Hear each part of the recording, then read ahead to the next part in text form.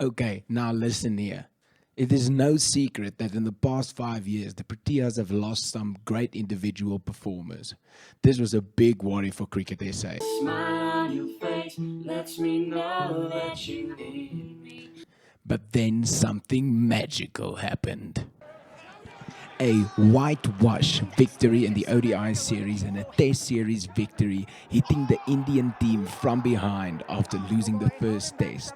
This was the underdog victory nobody expected. Nobody gave our boys a chance. We are proud, but this series was a lot tighter than the results indicate. There were times that the Proteas were great, and there were times the Proteas were bad. This is what I'm going to talk about. How about the individual performances? Okay, let's start off with the young guys. Lots of opportunity in this team. We've got a lot of young guys. Thankfully for Keegan Peterson, he didn't have to wait long for his batting opportunities at number 3. With elegant stroke play and veteran composure, he impressed constantly. He was the leading run scorer at the end and certainly deserved his Man of the Series award. He also led the series in catches.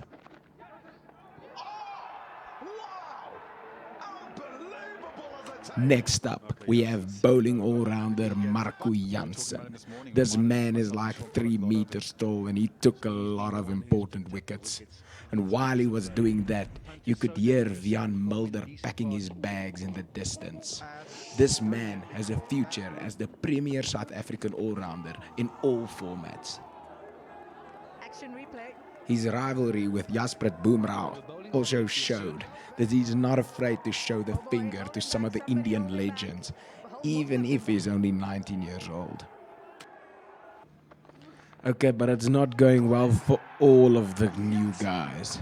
When it comes to Magala, I don't even know what to say.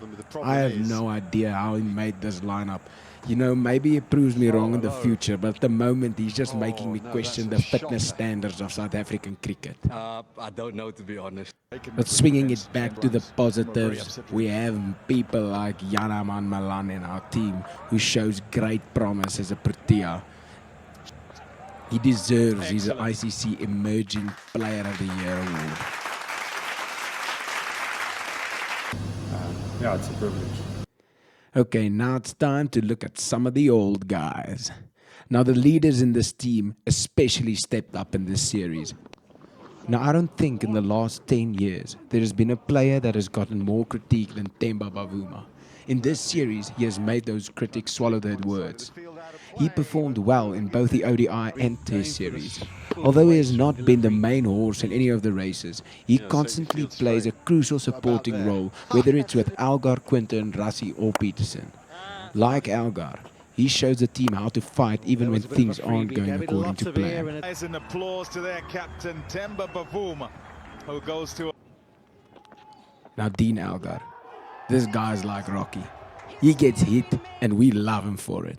When everything is falling apart, you want Dean Algar at the crease, picking up the pieces. What a great role model for the younger players in the team. Unfortunately, not all of the experienced players did well. Vieja amiga oscuridad, otra vez quisiera hablar,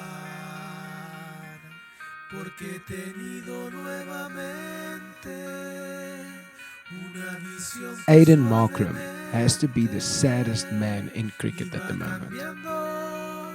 He has tons of talent overflowing, but he's not making any runs. Yeah. We'll just let him bowl. While we're on the subject of bowling, let's discuss the absolute workhorse that is Kagiso Rabada. This man was the leading wicket taker in the Test series and he also bowled the most overs. In the second Test, he took 3 wickets in 10 balls that not only changed the momentum of the match but also the momentum of the series. Do I even have to say anything about Rassie? This man is my favorite Protea. Just look at these stats. Last full toss didn't cast him in. Yeah, he and Quinton de Kock has shown that they are the premier batsmen of the Proteas. In the ODI series, they absolutely dominated. And just as a bonus, Quinton de Kock got these two fantastic down the leg side stumpings from Petlaquire. Oh, he's got him, I I think. didn't even know he had that keeping ability.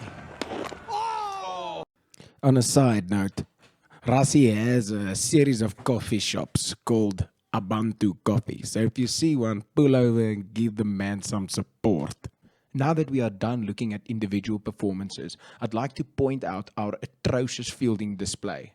Our slip catching was good, but if we want to become a World Cup title contender in any of the formats, we need to make some changes. Maybe Justin Antong should give Jonty a call, because whatever he is doing is not working. Whoops. Got to the ball, he had to throw himself low, and when he landed on his knees, out it popped. He stopped everything. Oh, 8 out of 10, maybe. Guided down to that third man Thing. That's up there with anything I've seen. Unbelievable. Second by Petlaquire. Anyway, it's done now. Yeah, it's obviously not a nice thing. So yeah, there were lots of ups and downs in this series, but definitely more ups than downs. Now we should feel very proud of this team.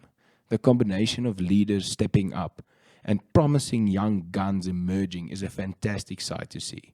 Now, looking forward, we have a Test series in New Zealand, Bangladesh tour of South Africa, a 5-match T20 series in India, a big tour of England, and then the limited overs World Cups. We have done great in this series, but they're going to have to show me a lot more before I start to spark up that World Cup hope again.